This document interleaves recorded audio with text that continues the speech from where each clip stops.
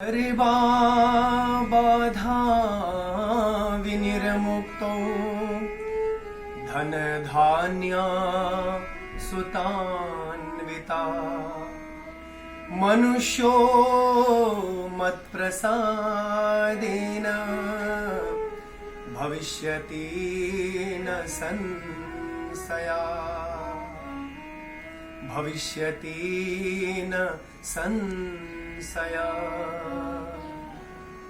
आप सभी को हरिओम, हर हर गंगे, जय मां गंगे।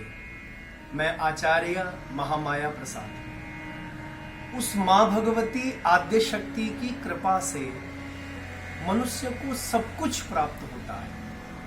यम यम चिंतयते कामम तम तम प्राप्नोति निश्चितम। सर्वस्व प्राप्त होता है यदि कोई सच्चे मन से उस महारानी की शरण में चला जाता है। सर्वा बाधा विनिर्मुक्तौ धन धान्य सुतान्विता मनुष्यो मत प्रसादेन भविष्यति न संशया।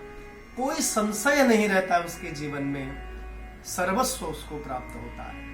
आप सभी भक्तजनों को शारदीय नवरात्रि की बहुत बहुत शुभकामनाएं।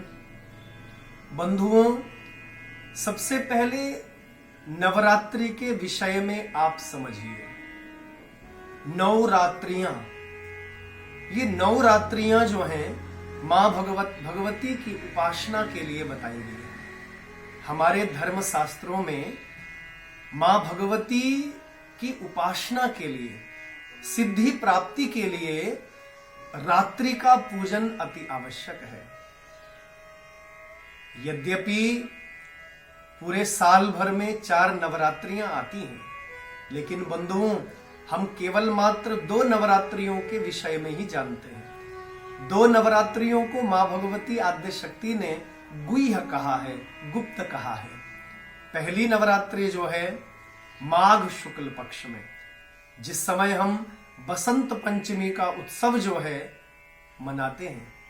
दूसरी नवरात्रि जो है मधु मास अर्थात चैत्र मास की शुक्ल पक्ष में, जब रामनवमी का उत्सव जो है पूरा विश्व ब्रह्मांड मनाता है। और तीसरी नवरात्र जो है यह, जिसको शारदीय नवरात्र हम सभी कह रहे हैं, जो वर्तमान समय में जो चल रही है। और तीसरी नवरात्र जो, चौथी नवरात्र जो है बंधुओं, वह आषाढ़ के महीने में, आषाढ़ शुक्ल पक्ष में। तो ये 4 नवरात्रों का विधान मां भगवती ने बताया है। श्रीमद् देवी भागवत में ऋषि मुनियों ने कहा है। बंधुओं, रात्रि में जो पूजा हम करते हैं वह पूजा सिद्धिदायक होती है। हमारे भारतीय जो त्योहार हैं, उत्सव हैं, जैसे दीपावली का पूजन हम सभी करते हैं, होलिका दहन हम सभी करते हैं, तो रात्रि के समय में ही इसका विधान है। नवरात्रों का पूजन हम सभी करते हैं। एकादशी का व्रत सफल तभी माना जाता है जब रात्रि में जागरण करें, भगवान श्री हरि नारायण का पूजन करें। कृष्ण जन्माष्टमी का पूजन रात्रि में करते हैं, महाशिवरात्रि का पूजन रात्रि में करते हैं। तो बंधुओं, रात्रि के पूजन का विधान हमारे शास्त्रों में है सिद्धि प्राप्ति के लिए। योगी साधक लोग जो सिद्धि प्राप्त करना चाहते हैं वह रात्रि में मां भगवती का पूजन अर्चन करते हैं। 3 रात्रियां जो है शास्त्रों में प्रमुख बताई गई हैं। काल रात्रि, महारात्रि, मोहरात्रि, दारुणा। ये 3 प्रकार की रात्रियां प्रमुख बताई गई है। मां आद्य शक्ति की काल रात्रि है, महारात्रि यानी महाशिवरात्रि की रात्रि, और बंधुओं तीसरी रात्रि मोहरात्रि। मोहरात्रि का अर्थ है कृष्ण जन्माष्टमी की रात्रि। तो ये 3 रात्रियां बड़ी प्रसिद्ध हैं। रात्रि का अर्थ है अंधकार से, रात्रि का अर्थ है अज्ञानता से, रात्रि का अर्थ है दुख से। तो हे मां आद्य शक्ति जगत जननी जगदम्बा, आप मेरे जीवन में प्रकाश देना, सुख रूपी प्रकाश, आनंद रूपी प्रकाश, धन और वैभव रूपी प्रकाश जो है आप मुझे प्रदान करना। इसलिए हम नवरात्रियों में मां भगवती का पूजन और अर्चन संपन्न करते हैं। बंधुओं, 9 का अंक जो है स्वयं में श्रेष्ठ है। वास्तव में जो अंकों की गणना जो की गई है वो 9 तक ही है, 0 से लेकर के 9 तक। और आगे जो है अंक फिर जुड़ते जाते हैं, आगे फिर अंक बढ़ते जाते हैं। वास्तव में अंक जो है वो 0 से लेकर के 9 तक ही है। और 9 जो है बंधुओं सर्वोपरि है, 9 जो है वह श्रेष्ठ है। 9 के अंक के विषय में हम सभी समझने का प्रयास करें। देखिए 9 का अंक जो है इसकी ऐसी विशेषता है, जब 9 का पहाड़ा जैसे हम पढ़ते हैं, एक उदाहरण के लिए 9 एकम 9 दूने 18, 18 कैसे लिखेंगे? 1 और 8। यदि दोनों का योग कर लें, दोनों को यदि जोड़ लें तो उत्तर जो है आखिर में 9 ही आएगा। 9 तियां 27, 27 कैसे लिखेंगे? 2 और 7। इन दोनों का योग जैसे करेंगे तो उसका उत्तर जो है, उसकी गणना जो है 9 ही आएगी।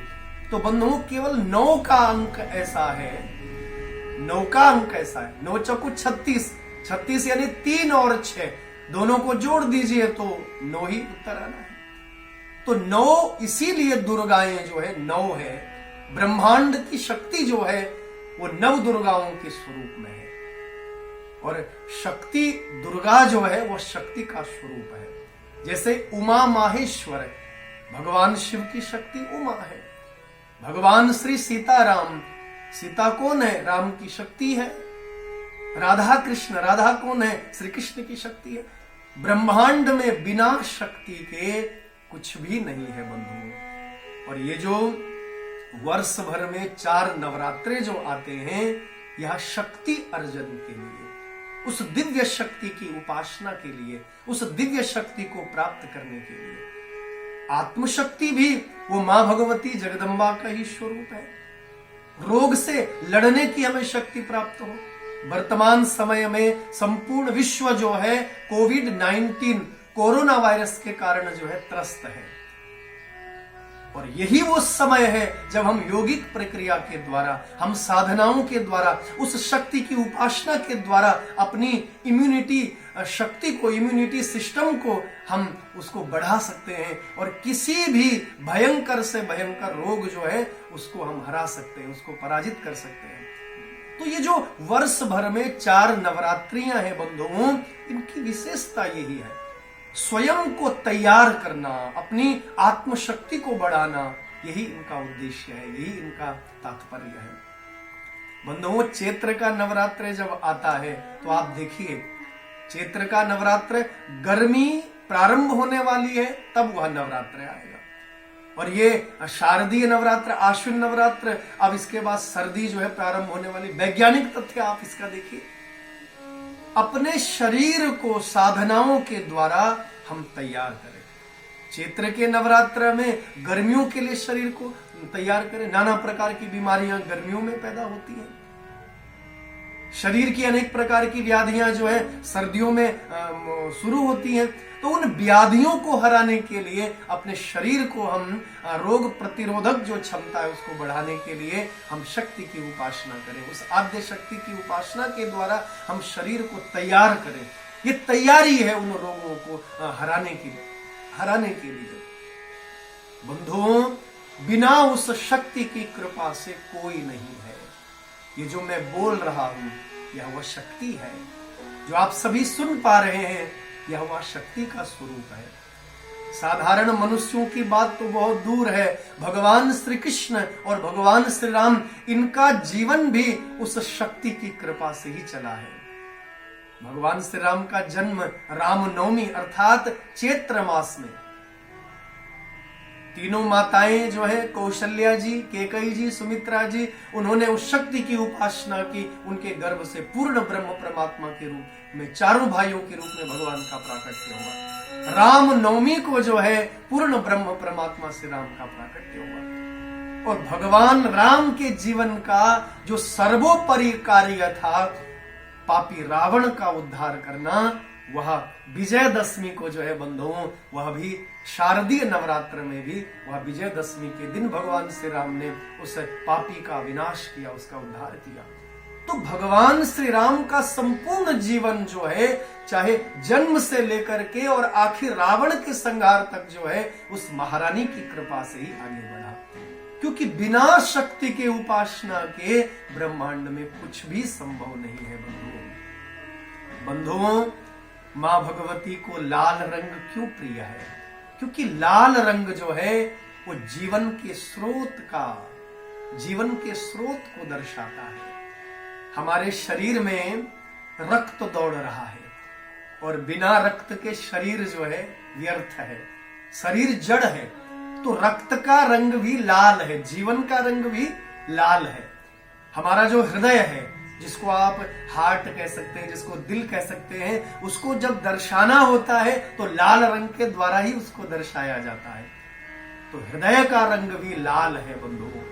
और हमारे शरीर में श्वेत कर्णिकाएं और रक्त कर्णिकाएं, और रक्त कर्णिका जो है जिससे मनुष्य के शरीर का निर्माण हुआ है, उस भ्रूण का निर्माण हुआ है, वह जो रक्त कर्णिका है वह उस शक्ति का ही स्वरूप है, लाल रंग का, उस शक्ति का, उस जीवनदायिनी प्राणदायिनी शक्ति का स्वरूप है। तो बंधुओं, लाल रंग जो है वह माता भगवती को अत्यधिक प्रिय है। चाहे लाल रंग की चुनरी हो या लाल रंग की बिंदिया हो, महारानी को परम प्रिय है। लाल चूड़ियां मां भगवती के हाथों में जो है सुशोभित होती है। और बंधुओं, दूसरे अर्थ में हम ये भी समझें, भगवान श्री कृष्ण ने गीता में प्रकृति और पुरुष की बात कही है। पुरुष तो वह ब्रह्म है और प्रकृति जो है वह आद्य शक्ति है। बिना प्रकृति के जीव की उत्पत्ति करना असंभव है। ये जो वनस्पतियां हैं, यह जो वातावरण है, ये जो भी दृश्यमान जगत है बंधुओं, यह प्रकृति का स्वरूप है। और प्रकृति जो है उस परमात्मा की, उस दिव्य पुरुष की वह शक्ति है बंधुओं। तो इन नवरात्रों में हम स्वयं को तैयार करें उस प्रकृति के लिए, साधनाओं के द्वारा, व्रत के द्वारा, उपासनाओं के द्वारा। आइए, आप सभी का कल्याण हो। बहुत बहुत शुभकामनाएं, आप सभी को मेरा प्रणाम। हम सभी स्वस्थ रहें, माता भगवती का अनुग्रह, उनकी कृपा हम सब पर बनी रहे। आइए, आप सभी को प्रणाम, बहुत बहुत